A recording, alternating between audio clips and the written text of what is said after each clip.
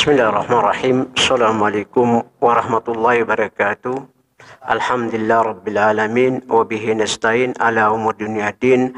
Assalatu wassalam ala asyrafil anbiya sayyidina Muhammadin wa ala alihi wa sahbihi sallam. Wa ba' ikhwatul iman, ukhtul mu'minah, pemirsa dimanapun Anda berada.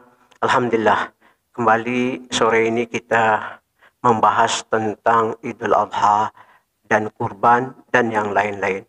Awalan kita tahu ketika sejarahnya kurban, yaitu Abu Anbiya al-Mursalin Nabi Ibrahim alaihissalam. Di dalam ayat surat As-Saff, kama qala Allah Ta'ala li nabiyina Ibrahim alaihissalam, Rabbi habli minas salihin fabashirnahu bi ghulamin halim. Halim berbeda dengan alim. Kalau Ishaq alim. Halim ini adalah humble, santun, lemah lembut. Itulah Nabi kita Ismail. Kata Allah SWT dari ayat ini, Nabi Ibrahim minta anak yang soleh, maka kami kabarkan gembira, kami berikan anak yang yaitu humble, akhlak, budi pekerti, lemah lembut. Falamma balagha sa'yah, qala ya bunayya inni ara fi manami anni adbuka fandur mada tara. Qala ya abati fa'al ma tu'marun satajuni insyaallahu minas sabirin. Ketika Nabi Ismail sudah beranjak yaitu balik, Nabi Ibrahim bermimpi di malam hari, jadi diperlihatkan bahwa dia berkurban atau dia menyembelih anaknya.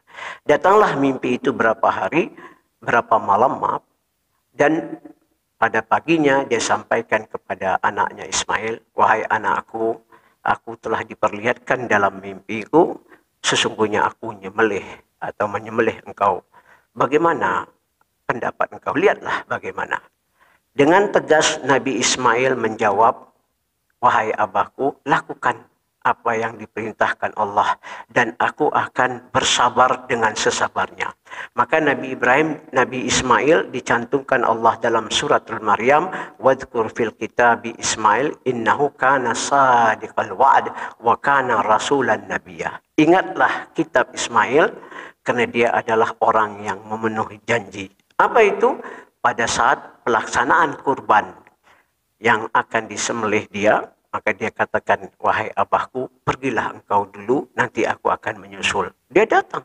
Maka kalau kita tahu ada manasik al-hajj, melontar jamarat. Bismillah, Allahu Akbar. Nabi Ibrahim dihadang syaitan, tidak menyembelih anaknya. Maka Nabi SAW bilang, pergilah engkau dilempar 7 batu. Ini di dalam melaksanakan ibadah haji, manasik haji ini. Pada saat mau disembelih, ada pembatas di leher Nabi Ismail, maka Allah turunkan kibas biri-biri dari surga. Kata Allah menyerukan dalam surat As-Saffat itu, ya Ibrahim qad saddaqtu ru'yah. Ibrahim, engkau telah bermimpi dan mimpi itu dibenarkan. Terus kata Allah, fafadainahum bidzabhin adzim. Kami berikan dia kurban dan kurban yang agung, maka kita mengikuti millat Nabi Ibrahim. Summa auhayna ilaika an ittabi' millat Ibrahim hanifa wa ma kana minal musyrikin. Taib. Kurban ikhwatul iman adalah sesuatu kita taqarruban ila Allah Subhanahu wa taala. Makna kurban itu mendekat diri kepada Allah, sesuatu yang kita sayang, yang kita cintai, kita kurbankan. Kita tidak mungkin menyembelih anak kita. Pasti dengan mengeluarkan biaya membeli hewan, yaitu amlahain, thaminain, akranin. Bulunya bagus, gemuk, dan bertanduk akranin itu. Jadi untuk kita melaksanakan kurban. Dan la nanaluhu maha wala dima'ah walakin la taqwa minkum. Allah tidak melihat yaitu dagingnya, darahnya, apapun. Yang dilihat Allah ketakwaan kita kepada Allah, artinya ketaatan. Allah perintah kita kurban bagi yang mampu. Dalam surat Al-Kautsar, kama qala Allah Ta'ala, bismillahirrahmanirrahim, inna a'tainakal kautsar fasalli li rabbika wanhar inna syani'aka huwal abtar. Telaga Kautsar nanti kita akan minum, diberikan segelas air di tangannya Rasulullah SAW. hani'an la tadma'a abada, dan solat dan kurban. Pendapat Imam Ahmad, kerana di sini menyebut solat dan kurban, maka solat Idul Adha ini agak berhati-hati kita. Memang dia sunnah muakkad, ada sebagian mengatakan dia harus ditegakkan. Kan di situ ada kurban. Maka kata Nabi SAW, man kana lahu sa'yatan fala yudahi fala yuqarrib musallatana. Bagi orang yang mampu memiliki harta, dia tidak berkurban, maka dia jangan coba-coba mendekati tempat solat kami. Musala itu di lapangan. Idul Fitri di lapangan, Idul Adha di lapangan. Ada hadis amarna Nabi SAW, kata Ummu Atiyah atau Ummu Hani, an nakhruj salatul idain. Kami diperintahkan untuk keluar salat idain. Di lapangan semua boleh. Al-lawa'ik, gadis pingitan, al-haid wan nifas, wanita yang tidak bermasalah, karena dia tidak perlu melaksanakan sholatnya, cuma hadir saja, mengambil kebaikan dan boleh bertakbir. Itu makna kurban mungkin luas.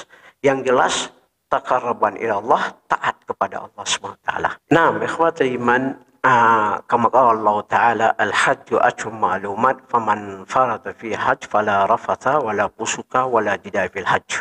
Haji itu pada bulan tertentu, yang pelaksanaannya bulan Dzulhijjah. Bulan Dzulhijjah, tetapi mulai dari Syawal dan Dzulqa'dah mereka mulai bergegas untuk melaksanakan ibadah haji karena perjalanan jauh dengan menggunakan jalan kaki dan dengan menggunakan kendaraan yang onta itu dalam surat Al-Hajj. Wa adzin fin nas bil hajj itu ya. Melaksanakan bagi yang dipanggil oleh Allah pada saat di bulan haji atau di tahun ini, pelaksanaan ibadah haji ini mereka dipanggil menjadi wajib. Karena di bulan haji ini kita tahu haji ini adalah rukun Islam yang keempat atau yang kelima. Alladzi 'allama ad-din bidarurah, yang diajarkan sangat diutamakan dalam agama kita. Jadi ketika seseorang melaksanakan ibadah haji, memang ada rukun-rukunnya, ada wajib, ada sunnah. Salah satu rukunnya itu Arafah, wukuf. Kata Nabi SAW, al-haji Arafah. Haji itu adalah Arafah. Di dalam Arafah itu ada pelaksanaan-pelaksanaan untuk jamaah haji dan untuk kita di tanah air, yaitu kita berpuasa. Berpuasa, ikhwatul iman, untuk kita menegakkan puasa. Allah Subhanahu wa taala berfirman, wal fajri wal layalil ashr wasyafi' wal witr. Demi fajar, bersumpah, kasam, waw kasam, alif lam, waw mu'arraf, itu mengenalkan tentang fajar. Kayak wal asri. Tahu tak wal asri, demi asar. Asar ini setiap hari. Yang dimaksudkan Allah bersumpah dengan asar itu adalah waktu yang kita gunakan. Jangan kita sia-siakan. Tapi ketika Allah bersumpah dengan fajar, fajar yang mana? Setiap hari kan fajar naik. Betul tak? Ada fajar kan? Tetapi yang dimaksudkan Allah SWT ini ada fajar 1 Dzulhijjah. 1 Dzulhijjah ada hadis dari Ibnu Abbas. Ma min ayyam khair min hadhihi. Hari yang paling baik tidaklah seperti hari ini.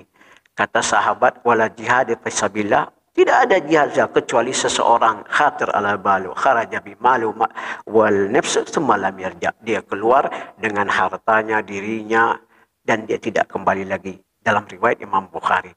Jadi hari yang paling mulia ada 3 di sini. Ahli ilmu mengatakan walayalil ashr, demi malam yang ke-10. Ada yang mengatakan malam Lailatul Qadar. 10 terakhir ada puasa, ada Lailatul Qadar. Ada yang mengatakan 10 Muharram yang Nabi Musa diselamatkan dengan musuh Fir'aun, tenggelam di belah laut itu, tenggelamlah Fir'aun dan kerajaannya semua habis. Itu hari yang mulia. Tapi di sini hari yang paling mulia adalah hari 1 Dzulhijjah sampai selesai haji itu. Dan kita tahu wasyafa' itu hari adalah hari ganjil. Hari genap dan hari ganjil, wal witr, hari Arafah. Maka al-hajj itu Arafah. Untuk kita di tanah air, Nabi SAW memerintahkan kita berpuasa. Hadis dari Abi Qatadah diriwayatkan jamaah kecuali Imam Al-Bukhari dan Abu Isa Tirmidzi, sum yaumil Arafah yukaffir sanatan madin wal mustaqbal. Puasa di hari Arafah menghapuskan dosa kita 2 tahun yang lampau yang akan datang. Luar biasa. Hapus dosa kita 2 tahun, ikhwatul iman. Jangan tinggalkan puasa di hari Arafah. Itu mulia sekali. 2 tahun dosa kita dihapus yang lampau yang akan datang sekarang ini. Dan sum yauma Asyura, Muharram, 10 Muharram, dosa kita dihapus setahun yang lampau. Jadi jangan tinggalkan hari-hari yang telah disebut Nabi SAW, hari yang paling mulia. Dan kita tahu betul bulan Dzulqa'dah, bulan haji, Dzulhijjah dan Muharram ini bulan hurum, bulan yang diagungkan Allah, termasuk Rajab yang terpisah gitu ya. Nah, ini jangan tinggalkan, laksanakan ikhwatul iman, karena kita hidup tidak lama. Yang dibutuhkan oleh kita atau yang diperintahkan Allah pahala. Kita mencari pahala sama dengan kurban, luar biasa pahalanya, berbeda-beda pahalanya.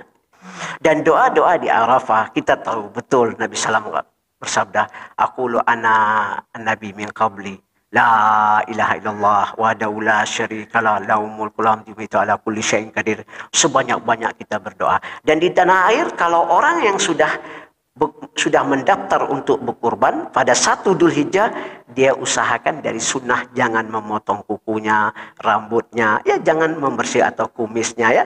Tapi dia boleh mandi setiap hari. Tapi begitu selesai kurban, boleh dia mencukur, menipiskan kumisnya atau rambutnya ya, dan kukunya boleh ya. Kalau masalah haji, ada sepakatan ahli ilmu, karena haji itu ketika orang berangkat haji, pelaksanaannya sudah tahu hari Arafah, ikut saja.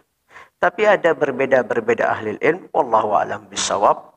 Ini yang jadi masalah buat kita. Kenapa satu negeri di tanah air kita, satu bangsa dan tanah air, kita ada perbedaan. Selalu perbedaan antara Lebaran Idul Fitri dan Idul Adha.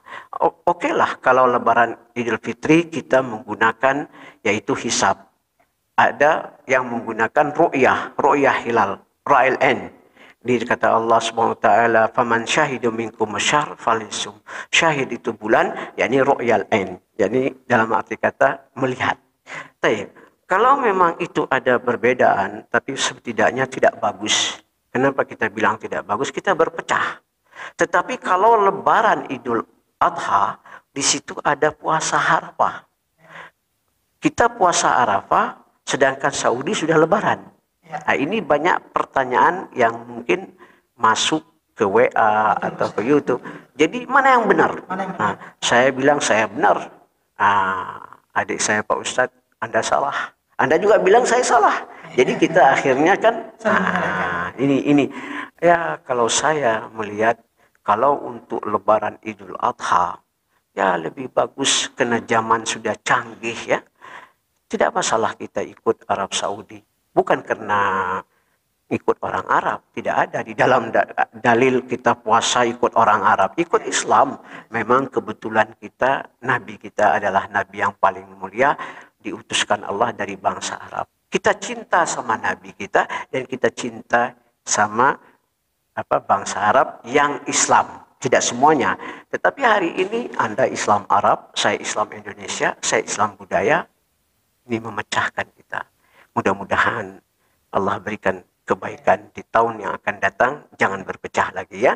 Sudahlah. Yang sudah, insya Allah semua mendapat kebaikannya. Semua diberikan Allah pahala ya. Sudah. Tidak perlu lagi kita menyalah-nyalah siapapun ya. Wallahu a'lam bishawab.